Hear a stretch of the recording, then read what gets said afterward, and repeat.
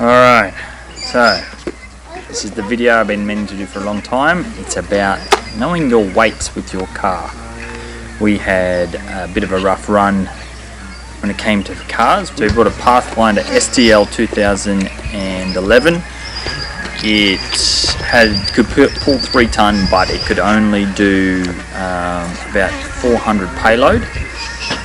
So we discovered along the way that by the time you add a bull bar and a winch and a whole bunch of extra people in there, like Talia, my wife, the 2 children, and then add a caravan to the back, that you can't put anything else in the back of your Pathfinder. So it's a good thing to know if you're going to do a big trip around Australia. You start to know about, there's 3 core weights that you need to know about, which is your ATM, your GVM, and your tar. And so tar just means essentially the car is empty, and that also works for a caravan. It's also known as a curb weight. Your GVM is your gross vehicle mass, so that's how much the thing can drive with when it's fully loaded. And your ATM, and that's more to do with your caravan, it's how much you can get in the actual caravan. Alrighty, so what we went and did is we went and weighed our van and everything. Everybody's been telling us stories about, oh yeah, watch out if you get pulled over by the police and you're overweight, you get a big fine.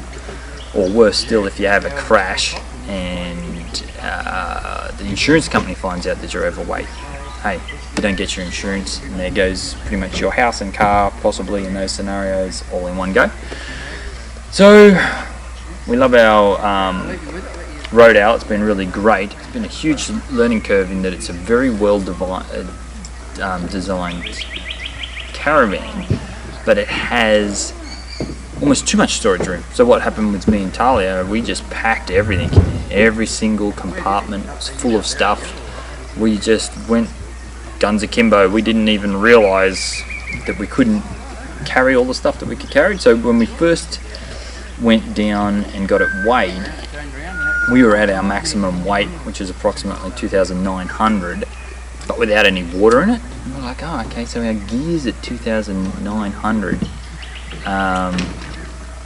We're like, what is going on here? And so we had the traumatic event of emptying everything out of the caravan onto the side of the road, and that was... There's a public weighbridge in Stockton. It's hidden behind a coal loader. We did it on a windy, cold day. So did that, figured out that we were fully loaded, but we also had a bit of an enlightened moment in that as we're emptying everything out of the caravan, we realised we got 2 of everything. Sometimes we've got some crazy stuff, like we've got 3 kilos of honey. Do we need 3 kilos of honey? No. We have 2... I've got a kilo of salt. My God. We've got 3 kilos or maybe 4 kilos of macadamia nuts. 2 TVs. 2 TVs. I got a Nintendo and a PlayStation. Used to have a We used to have a PS3. So we're realizing all of these things because we had all the space for us. Like, oh yeah, let's just take everything. Let's take every modern convenience, whether we need it or not. So yeah, 3 video game consoles. Possibly didn't need that. I think we had 6 tablets, 2 of them broken. We just kept them because we didn't want to throw them out. And then clothes, so 1 billion clothes. Talia had like 15 dresses and tracksuit pants, and the boys had all of their school clothes. It also had, I was still working at the time, so it had all of my work clothes. So shoes, ties, suits, all of that stuff in the van as well. So while we're emptying that out on the side of the road, it was cathartic to realise, look, we don't need half of this stuff. And so we're still there. We're still chucking stuff out. So like even today, Talia went through the boys' knickers. The boys have got 30 knickers. Do we need 30 knickers? I don't even know how we got 30 knickers. So we unloaded the knickers. Yeah. And there's a bunch of other stuff that's got to go too. So there's a book. I had a book, 2 kilos. This massive book. I'd already read it. I was just carrying it around. So then we decided, all right, let's get rid of heaps of stuff, and we did. But one of the things that we wanted to do, what we realised on that fateful day down at the windy weighbridge, was we had to lose like 300 kilos worth of stuff. And when we thought about that, it's like 300 kilos, all right, that's crazy. That's half our gear. We can lose a quarter, even a third without too much pain, but half was getting a bit crazy. And that's where the stuff with the Pathfinder came into. It's like, all right, we'll just shift the weight into the Pathfinder. But then we did all the Pathfinder mats, and by the time you'd hitched up, we'd have to drive around with that empty. Boot. Yeah, whole boot empty, which, terrible idea. Or you could drive it, the other thing is, well, that's not like 100% true. We could have drove around with the Pathfinder still, but we would be driving with all our gear at max. So we'd have the Pathfinder at its 100% capacity, we'd have the van at 100% capacity, and we're doing a massive trip. It might be alright to do that for a weekend once in a while on a caravan, but you shouldn't run all your gear at 100% of the time, because something's going to give. So, went the had to give up the Pathfinder. We turned that around from the decision that we realised that we needed a new car to getting the new car, which is Colleen here, our Colorado. We did that in 9 days. That wasn't a fun experience because that was the first 9 days that we had. 7 days.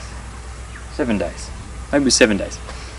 After we quit work. So we were supposed to be having a bit of a breather and carrying on. It does everything we need. We got recommended by a really great bloke who's got a second-hand shop. We'll put a link hopefully in the video. He's at Heather Bray. We went out there and we told him our sob story, and he's gone, look, what you need is a Colorado. It'll do everything you need, and you'll be able to get one that's in decent nick. So there's a couple of other cars we could have got, like a BT50 or maybe even a Land Cruiser, but they'd be getting something that didn't have 300,000 kilometers on it would be out of our price range. So Colorado, it's a good workhorse. There's heaps of them. It's got a good track record. And the main reason is that it's got 1,000 in the tray. So it's got 1,000 kilos you can put in the tray. You have to take 100 off the front for the bull bar, but you put 100 off for the bull bar. You add another tank of gas, Talia and the boys, and then like you've only eaten up maybe 250. That leaves you 750 left to put in the actual back. So that meant that we can shift a whole bunch of weight out of the van. So we took, what did we move out of the van? It was big payload stuff. We took the barbecue out of the van. We took the spare wheel off the back, but that worked out as a blessing because we now have got the bikes hanging off the back, and they're way lighter than the spare wheel. We put the extra gas bottle in there. We put the Max Tracks in there, and there's a few other big bulky things like my chairs, the table. So when we're moving, we've got those things in there, and also my toolbox, which has got heavy tools in it. So that meant that we didn't need to lose, half of our payload from our trip. We could just shift it from one storage location to the other. We're still not there. Last time we weighed in, which was at Grafton, we had enough to fill up one water tank. So that was 110 litres. 110 litres gets us, family, 3 days with, Bushman showers where you just shower, quickly get yourself all wet, turn the water off, sud yourself up, and then rinse yourself off again. That gets us about 3 days fairly comfortably, but that's about it. But we've got a whole nother other tank there, so why not use it? So since Grafton, so we're up in Queensland at the moment, we're up at the bush camp at Rules Beach. So we're still shedding stuff, so that's why we got rid of 20 knickers today. I've probably got about 60 shirts, probably half of them with Sonic on them that can go. There's a whole bunch of extra stuff that can go, so we're slowly whittling that down.